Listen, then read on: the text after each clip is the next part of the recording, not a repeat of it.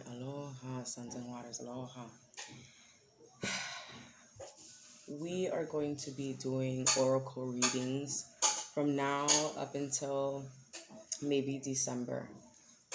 And I will actually do some tarot here and there, but the energies, dragonfly, the energies need us to be really light. I feel like the wounds were completely exposed, and now is the healing process of just fully releasing and acknowledging that you're ready and open for new things to start coming in. So I pulled the Resistance card, Anue Nue, and Medicine Guardian. I'm going to read each card from the book. Number 65, Resistance, speaks of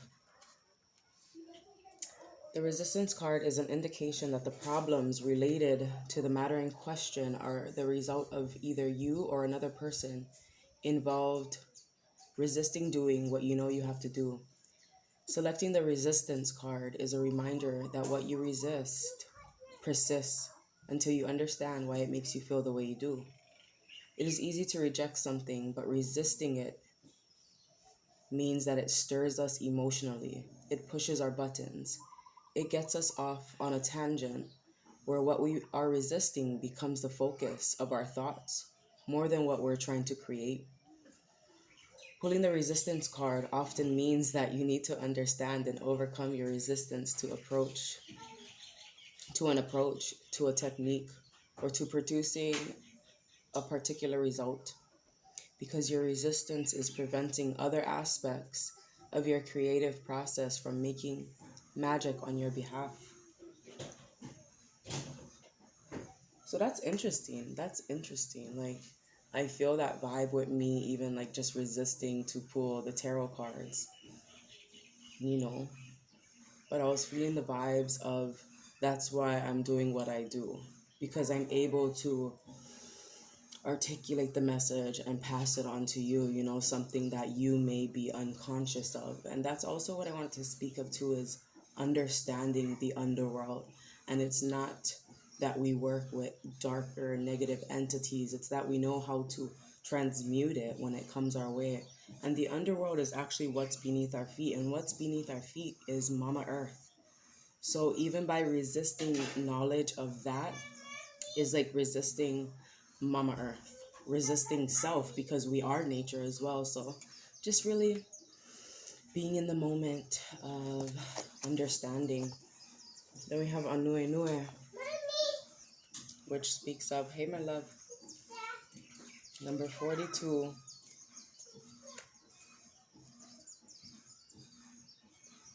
I'm going to read it. The chant for this card is Oka o Onohi Ula Okalani Ko Inoa. The rainbow of heaven is in your name. In Hawaiian mythology, the rainbow was the route taken by the gods between the upper and lower worlds. Anuenue, the sister of the gods, Kane and Kanaloa, act as their messenger by hovering over the children of the gods. The rainbow is often associated with messages from the spirit world and death. In Hawaiian cosmology, death is a transformation that the soul undergoes to enable it to migrate between the earth and the upper realms of the ancestors. Those who can move back and forth between these levels are given the status of gods who live like humans as they enjoy earthly abundance. Hawaiian legend tells us that one must pass by the way of the rainbow through Kuaihelani. I'm probably saying that definitely wrong, and I'm gonna kick myself for not knowing. Anyways, which means supporting the heavens or the spiritual.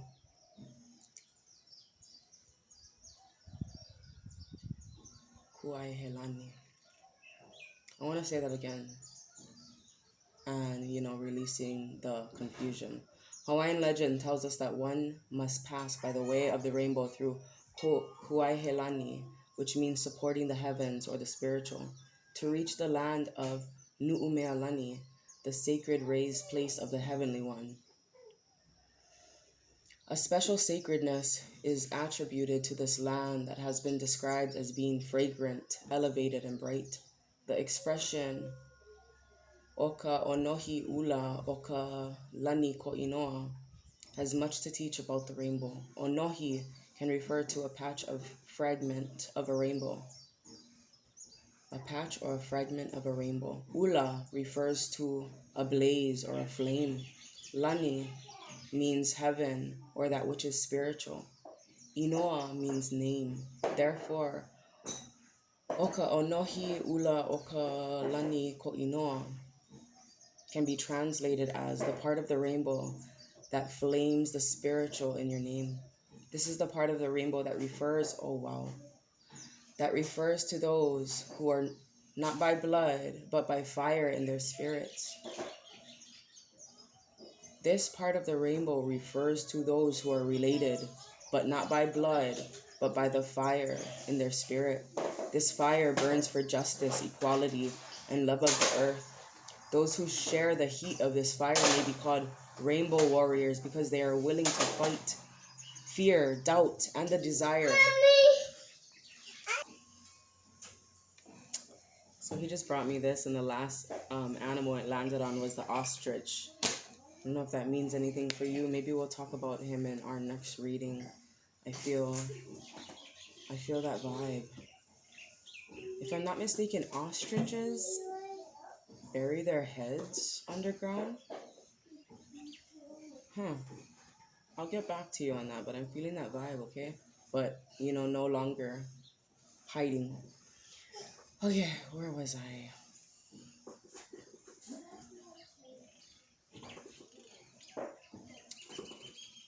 The rainbow family.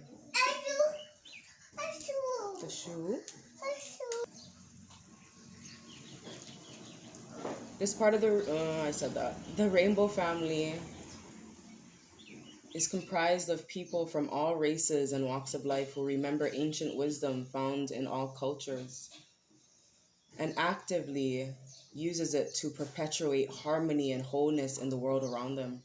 It has been prophesied that there will come a time when those who are related through the rainbow will teach these ancient wisdoms to those who've forgotten it. That's why it's time to step out, because I know a lot of us on this vibe are going to use that earthly abundance for good purposes, for higher purposes, to help the community, to help restore balance upon Mama Earth, within self, within those around us, and really honor that energy that the money holds rather than seek it for things that it's not needed for. Okay, seriously, you guys, that's why I can't go live, okay? Because I'm constantly having to pause it, so bear with me. Western scientist Francis Bacon said the rainbow is made in the sky out of a dripping cloud. Clouds and rainbows are inseparable. You cannot have one without the other. Clouds refract light into rainbows, which act as pathways to the heavens of elevated consciousness and enlightenment. Weathering the storms. Clouds can also act to scatter light upon shadows of ignorance and a lack of understanding. It is the shadowy side of your nature that is transformed by the rainbow. Just as clouds and shadows precede a rainbow, so it is necessary to illuminate clouds and shadows within yourself. Clouds and shadows are a part of yourself that are not always visible to others or acknowledged by you. It is important to fully understand the role that hidden parts of yourself may play in life. You may have to ask yourself some difficult questions. Is there anything that keeps you from living fully? Are you comparing yourself with others or to some standard that dictates the way you should behave? Shine light upon any parts of yourself that interfere with your ability to express unity and wholeness. By doing so, you will be able to see things more clearly. In order to move on to new realms of existence, you need to allow the shadow of your subconscious fears to fade away. By shining light upon every part of your psyche, you will be able to overcome any obstacles. The rainbow reminds us of the present light during stormy times. It promises that if you shine brightly as you undergo transformation, your pot of gold will find you. That is so beautiful. So beautiful, because that is, wow, my necklace just fell off. It's like, yeah, stepping out, fully releasing the past. And, that's what we're doing as shadow works, but it's like someone's resisting. I'm seeing someone's resisting doing the shadow works. And it's totally understandable because there's pain there, There's parts of you that was left behind, and parts that, you chose to not look at. It's like going into, thank you. I'm seeing it as like, for us, we have these things in the ocean called vana, and when you step on it, it's like one of those pokey the sea urchins with all the spikes, and you're supposed to pee on it, but that's besides the fucking point. And that's nasty too. It's like resisting that, like, oh, that's fucking nasty as hell, pee on it. But then, like, even after that, you're still having to go in and pick it out with a needle, with tweezers. And I remember someone trying to help me, and I'm like, no, let me just do it myself. When it would actually have been easier for me to allow them to do it, but because the pain was so crucial, I felt like I had to do it alone. And I think that's what we're being open to as well, is not feeling like we have to do it alone, knowing that we have this community, and, just making sure you're around people that are non-judgmental towards themselves and others, so your healing process can be just a little bit more easy. And sometimes you just have to go to, like, a tarot reader, a life coach, a physician, a therapist to seek help. If there's no trusted individuals that you're willing to share your shadow with. Okay? So be open to that. Let's see what the medicine guardian has to say. We have this huge community. That's why you can find your tribe. Just be your complete, honest self. And be open to seeking help. Listen to what is coming up within you and what's being shared with you by trustworthy others in your life. Pay attention to healing information. Healing angels can help you heal emotionally, spiritually, and physically with their energy, but they can also direct you towards the information that will help you return to wholeness. When this card appears, information is being revealed that can help heal an aspect of your current situation, whether that be your health, relationship, or even career. So be on the alert for this. Be alert for this. The medicine guardian has his healing wand, which represents the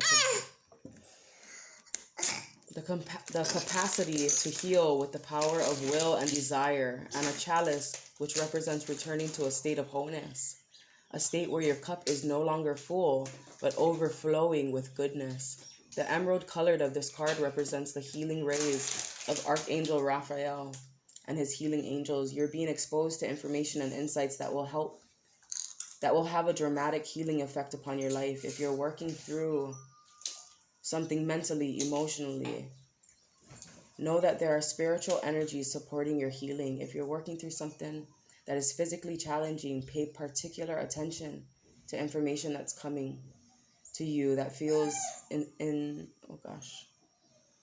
feels inspired, insightful, and warm.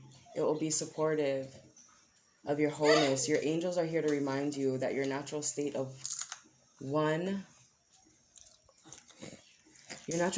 of wholeness. You are on the road to revealing that wholeness once more. All right, Suns and Waters, this was a collective reading. If you want to book a personal reading, check out the information in the description box or go ahead and DM me. I love you all. Aloha.